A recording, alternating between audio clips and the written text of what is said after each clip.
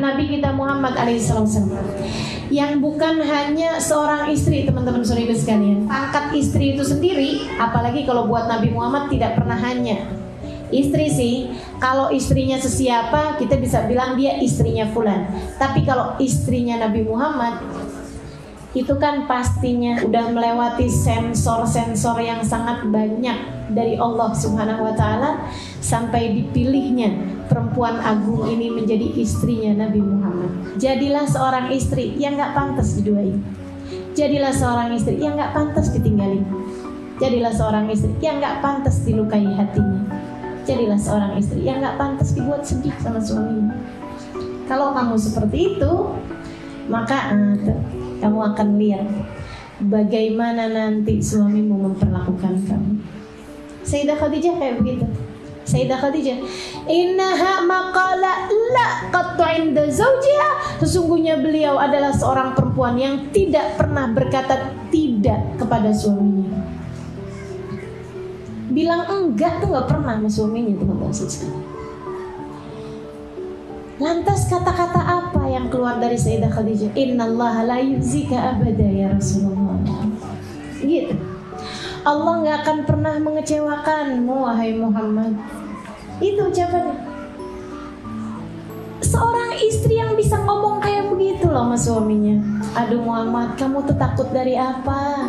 Amin mesinnya musuh. Kamu takut ada gangguan-gangguan makhluk halus gitu kepadamu. Ketika Nabi baru dapat wahyu dari Gua Hira tuh, Nabi pulang dengan kalut, dengan kalang kabut, dengan panik. Segera ketika pintu dibuka, beliau mengatakan, Zamiluni, Zamiluni, selimuti aku Khadijah, selimuti aku. Langsung nubruk istrinya. Sama Sayyidah Khadijah dipapa. Nabi Muhammad gak pakai panik, gak pakai nanya. Luar biasa dewasanya, luar biasa bijaksananya. Insya Allah. Ditaruh suaminya di atas tempat tidur, diselimutin, diselimutin, diselimutin.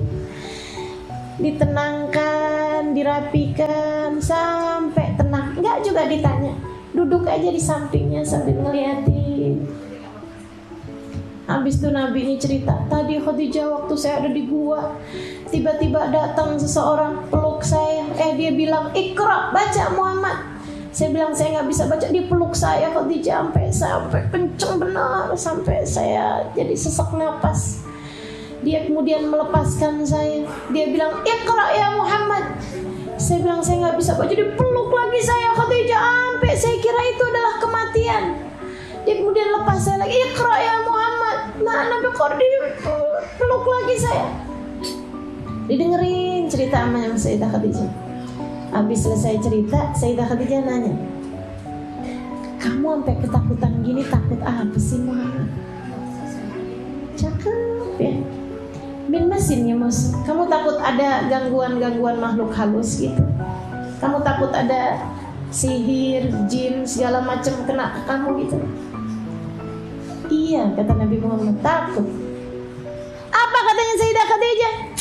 La ya Muhammad, innallaha la yukhzika abada. Enggak bakal banget Muhammad, Allah enggak akan pernah menyia-nyiakanmu. Tuhan tidak akan pernah mengecewakanmu. Innaka la tasilur rahim wa innaka la takilul aitam wa innaka la tuqrid dhaif. Kamu jangan lupa Muhammad. Kamu jangan lupa, kamu adalah orang yang selalu menyambung silaturahmi. Kamu jangan lupa, kamu adalah orang yang selalu menanggung anak-anak yatim. Kamu jangan lupa wahai Muhammad, kamu adalah orang yang selalu menjamu tamu. Orang dengan kemuliaan akhlak sepertimu tidak akan pernah dikecewakan oleh Tuhan. Diingat-ingetin sama kebaikan-kebaikannya. Padahal teman-teman sekalian, Nabi bener emang suka nyantunin anak yatim. Pakai duitnya siapa? Sayyidah Khadijah. Nabi emang bener jamu tamu. Saudara sekalian, pakai hartanya siapa? Sayyidah Khadijah. Akan tetapi Sayyidah Khadijah kayak nggak lihat itu semuanya. Dia melihatnya sebagai kelebihannya Nabi Muhammad, kebaikannya Nabi Muhammad Sallallahu alaihi wasallam. Makanya teman-teman sekalian, kebayang kayak apa kesedihannya Nabi waktu ditinggalkan perempuan satu ini. Kabarnya sesudah wafatnya Sayyidah Khadijah, Nabi hampir tidak pernah keluar rumah. Sedih. sedih. Sampai disebutnya amul huzn, tahun kesedihan. Perempuan yang satu ini memang betul-betul beliau tidak ada membuat luka kesedihan yang luar biasa dalam hati suaminya. Masya Allah, Masya Allah. Pengen jadi perempuan kayak begitu ya, Insya Allah.